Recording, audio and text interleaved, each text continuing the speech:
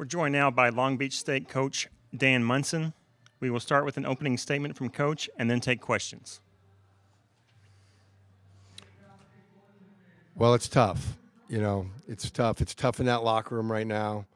And as I told them, it's a good thing because they love each other, they care about each other, and they worked really hard, with a goal to get to the NCAA tournament and came up 1 point short. And it wasn't because they didn't fight. It wasn't, it wasn't because they lost. They got beat. And we have to, unfortunately, as a competitor, you have to, tip your hat or whatever they say and congratulate Fullerton and understand that, we came up short. But I'm really proud of our guys. I mean, it's an unbelievable year. As I told them in the locker room, the first time the net rankings came out in the first week of the league, and we're 5-9 and 0-1 in league, and I see that thing, and we're 325th in the country out of 352, I believe it is. Your stomach just melts because you think you're better than that, but you're not. That's where you are at that time, and our guys continue to get better. Our guys continue to believe in themselves when nobody believed in them. I mean, they come in here to the number 1 seed, and nobody still thought that they were the best team. And ultimately, I guess we came up short, but I still wouldn't trade this team for anybody. And, we go from 325 to now we're a top 100 team. 68 go to the NCAA and 32 go to the NIT, and we're still going to be playing. And, it's not, our guys don't want to hear that right now, but I think they got to be very proud of their season. Questions in the room, please? Coach, why do you think you guys got off to such a fast start, and then what happened that allowed them to go on their run there at the end of the first half? I think we're in a good place. I think we were prepared. We were locked in. We really were in attack mode, both defensively and offensively, and.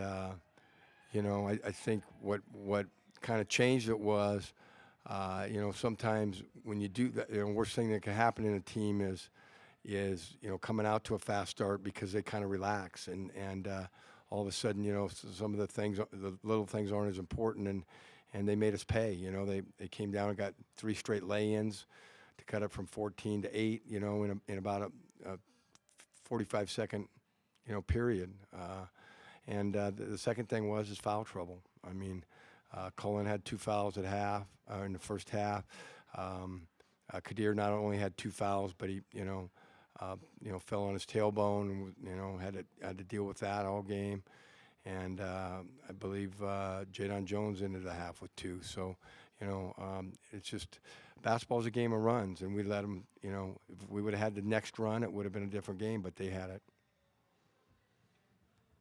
Coach, somewhere in between like the beginning of the second half, Fullerton, dating back to the first half, hit 5 or 6 straight threes. How do you think your team responded? And did that kind of change the flow of the game for you guys? Well, again, they're statistically the worst 3-point shooting team in the league, if I'm not mistaken. And that's what teams do in March. You get hot and make shots, and they made some shots today. Some of them.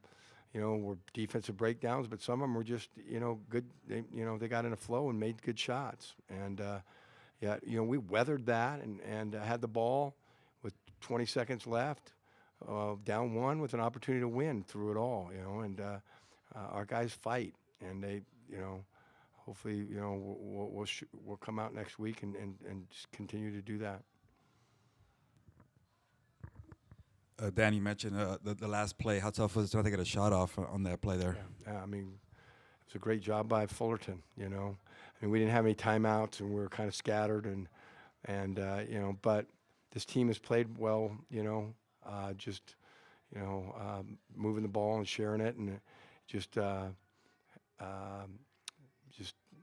Fullerton pressured us out, and we're able to. It's just hard as a coach to not have a timeout, and that's why, and kind of settle them down a little bit and direct the ball a little bit. As it was most of the game, Fullerton kept us out on the perimeter and out of the paint. And my thing is just, I'm bummed that our guys didn't get a shot up. You know, you got to get a shot there and have an opportunity to continue. Any other questions? You've talked so much about the seniors and how they lead this group and they're so resilient. But what are you going to do as a coach to kind of pick them back up for this NIT? Well, what makes them so resilient and what makes them is I'm not going to have to do anything. They have character and they're winners, and you know it's not, you know, again right today, you know, they don't want to hear that, but next week they'll be excited to play, and it's something that none of those seniors have ever experienced is postseason, you know, and you know they're going to go and again represent this program as they have all year. I'm just positive of that. Thanks for your time, Coach. Yeah.